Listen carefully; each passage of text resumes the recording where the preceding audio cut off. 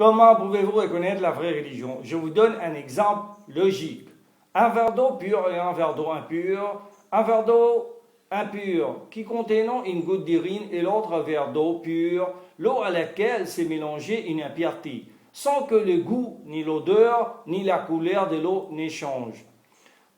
Toute eau qui a été mélangée à quelque chose de pur, tant que l'eau apparaît, plus que la couleur, le goût ou l'odeur qui s'est mélangée avec, en tant que l'on appelle encore ça de l'eau. Alors, vous ne voyez pas la différence, vous buvez aveuglement, sans aucun souci, parce que vous pensiez que si vous ne buvez pas assez, votre corps va progressivement se déshydrater. Vous ne voulez donc pas avoir une analyse pour connaître ou assurer la qualité de votre eau, parce que vous ne voyez pas la différence entre l'eau pure et l'eau impure. Vous buvez aveuglément sans vous inquiéter. Mais que faire si on vous dit dans un verre d'eau mélangé avec une impureté qui contient une goutte d'urine? Qu'allez-vous faire? Cherchez la vérité sur ce deux verres d'eau ou continuez-vous à consommer l'impureté? Pour connaître la vérité, vous devrez faire une analyse complète de l'eau. Analyse et qualité de l'eau principale, normes et indicateurs des potabilités et des qualités de l'eau. De connaître les critères permettant de s'assurer qu'une eau est potable.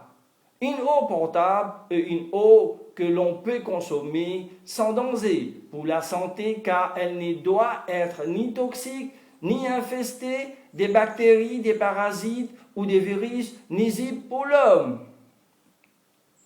Comment pouvez-vous reconnaître la vraie religion?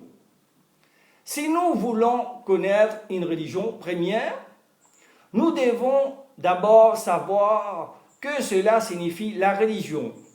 Non-religion, la croyance et l'adoration d'un pouvoir de contrôle sur humain, en particulier un Dieu. Idée sur la relation entre la science et la religion. Deuxième, que veut dire Dieu?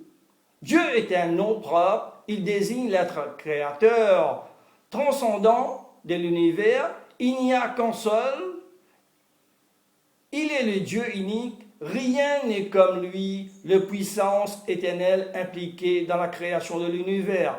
Le Dieu suprême et gracieux. Troisième, si nous voulons comprendre une religion, nous ne devons pas suivre les adeptes de cette religion.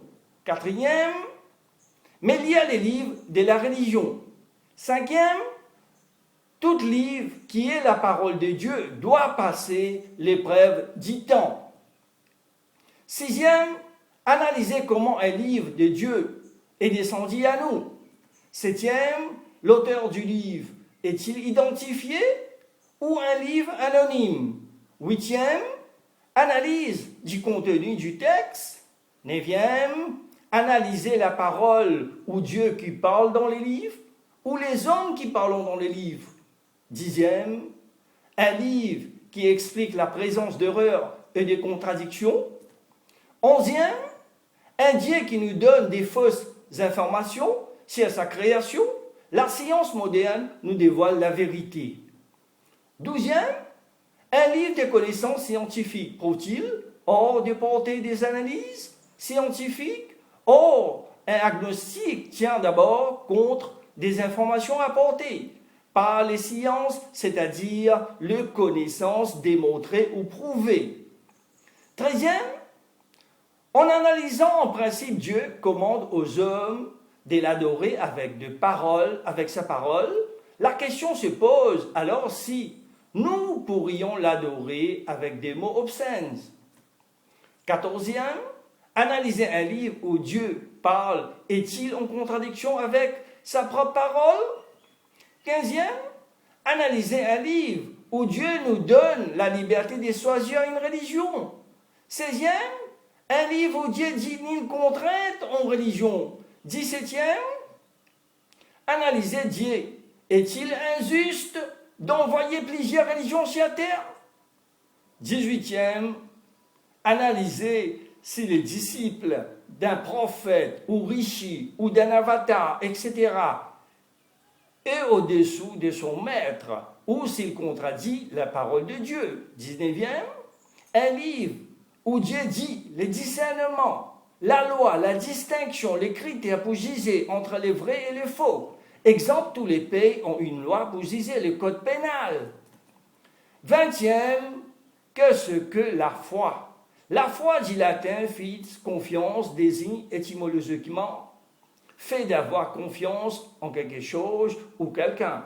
Bien que d'étymologie commune, la foi religieuse et la confiance peuvent se distinguer assez nettement. Dans un contexte de sécularisation, la foi a souvent pris l'essence des saintes confiances. Foi musulmane dans l'islam, la foi al-iman en arabe, signifie littéralement connaissance, croyance et conviction sans aucun doute possible. C'est la base de l'islam. Je n'essaye pas d'être irrespectueux, mais je remarque de plus en plus que beaucoup des faux croyants n'ont pas vraiment lu tous les livres, plus comme pièces ici et là. Imaginez qu'un médecin serait comme ça. Vous ne pouvez pas appeler un médecin sans avoir terminé les livres. Donc vous avez besoin pour étudier. C'est un peu controversé, mais si on peut dire la même chose pour pratiquer au nom de Dieu sans appeler les noms, la nécessité de ne pas suivre aveuglement ce qui est dans les livres des religions, car les suivis aveugles consistent à suivre celui qui n'est pas infaillible, sans aucune preuve. Nous ne pouvons pas suivre aveuglement. Si vous suivez aveuglement, alors vous serez toujours dans les erreurs. Si vous parlez amour de la vérité, cela signifie qu'elle n'atteint pas la vérité. Chercher la vérité est un devoir. La parole de l'Église, mosquée, dit temple, tromperait. Les aveugles, en ne cherchant pas à les éclairer, ils produiraient des adeptes à leur secte. L'ignorance dont nous parlons ici est absente de connaissances.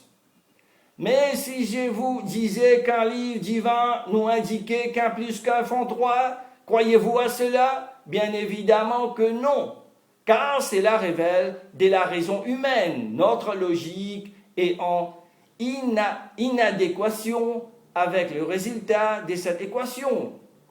Par définition de la transcendance, Dieu, l'être suprême, ne se trompe jamais.